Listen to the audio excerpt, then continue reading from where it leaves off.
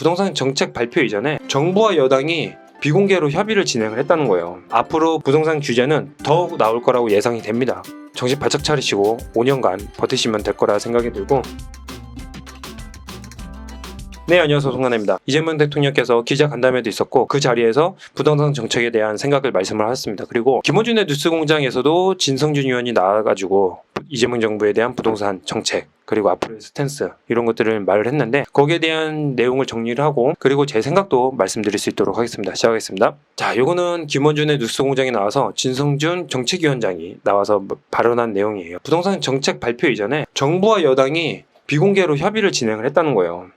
그래서 진성준 의원도 부동산 대출 규제에 대해서 알고 있었다고 해요. 저는 이렇게 유튜브에도 말씀드렸지만 이재명 정부와 금융위 간에 뭔가 불협화음이 있었나? 라고 생각을 했었거든요. 그게 아니었던 거고 제가 참 순진했죠. 그러면서 앞으로 이재명 정부에서는 부동산 정책이 전격적이고 과감하게 발표를 할 거라는 거예요. 그래야지 시장이 깜짝 놀라서 반응을 한다. 그게 대출한도 6억 원 제한이었고 다주택자는 LTV 제로로 하니까 시장이 완전 위축이 되죠. 이런 식으로 앞으로 부동산 정책은 전격적이고 과감하게 깜짝스럽게 발표를 한다라는 거예요. 그리고 나서 앞으로 정책은 공급 대책을 취하겠다라는 겁니다. 그래서 3기 신도시를 착공을 가속화해서 공급을 대대적으로 하겠다라고 했고, 그리고 서울 같은 경우에는 재건축 재개발이 중심이 돼야 되는데 지금은 민간에 맡겨져 있기 때문에 속도가 나지 않는다라는 거예요. 왜냐, 민간은 이해관계가 너무 복잡하니까 그걸 다 협의를 하고서 이끌어가야 되니까 속도가 늦죠. 그래서 공공주도 재개발이 필요하다라고 말씀을 하셨습니다. 그렇지만 이 공공주도 재개발이 쉽나요? 문정권 때 3080 공공주도 복합 재개발 사업을 국토부에서 취했어요. 제대로 진행이 된 사업장이 없어요.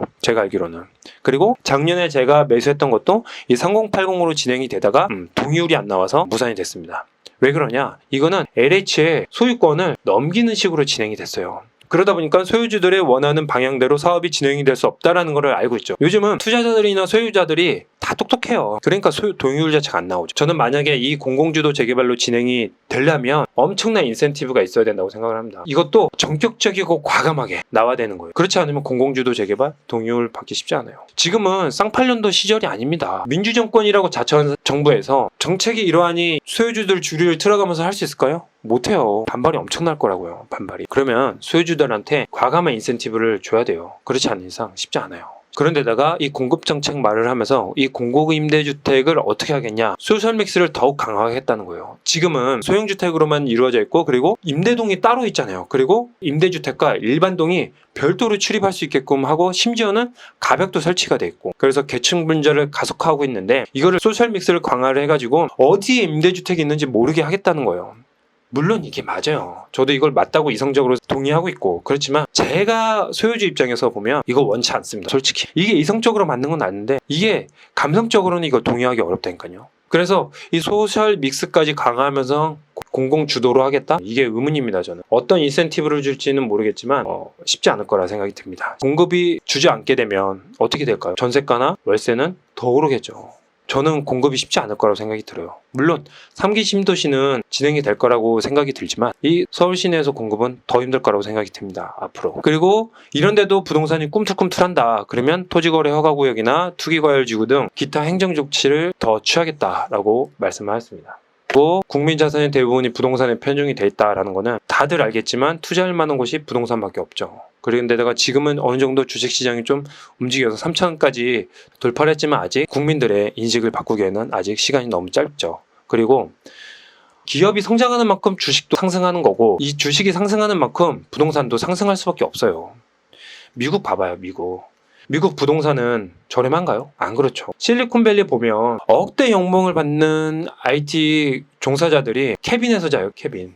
이동식 차량에서 잔다고요. 왜냐? 임대료가 너무 높으니까 캐빈에서 잔다는 거예요. 이게 어쩔 수 없는 거예요. 저도 이걸 인정하고 싶진 않지만 지금 우리나라 기업이 옛날 기업처럼 우물 안의 개구리인 거예요. 안 그렇잖아요. 글로벌한 우리나라 기업들이 많다고요. 그러면서 지금 대기업 연봉이 지금 얼마예요? 1억은 기본이고 2억을 내다보는 것 같아요. 제 주변에 보면 이게 당연시되는 연봉이고 소득인데 아파트 10억이 말이 안 된다고 볼 수 있어요?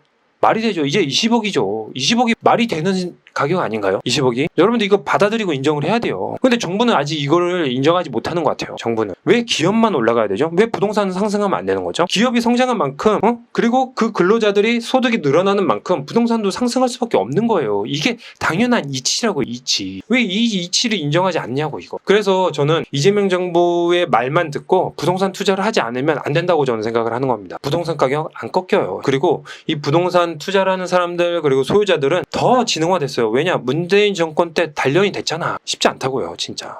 그래서 정리를 하자면 저도 기업이 성장이 돼서 코스피 지수가 5천이 됐으면 좋겠습니다. 달성이 됐으면 좋겠어요. 물린 거 좀 회복 좀 했으면 좋겠어요. 그리고 역대 정부가 실현하지 못한 서민주거 안정을 이재명 정부에서는 꼭 달성하길 바랍니다. 저는 진짜 이재명 정부 훌륭하다고 생각을 하고 응원하여. 그렇지만 부동산 정책 이렇게 가면 안 돼요. 정말로 이렇게 가면 안 됩니다. 그래서 앞으로 부동산 규제는 더욱 나올 거라고 예상이 됩니다. 그래서 문재인 정권 때처럼 정신 바짝 차리고 가야 돼요. 그렇게 하기 위해서는 소자본으로 투자를 하고 월세 투자를 해놔야지 이 어려운 시국에 견뎌낼 수 있다고 저는 생각을 하거든요.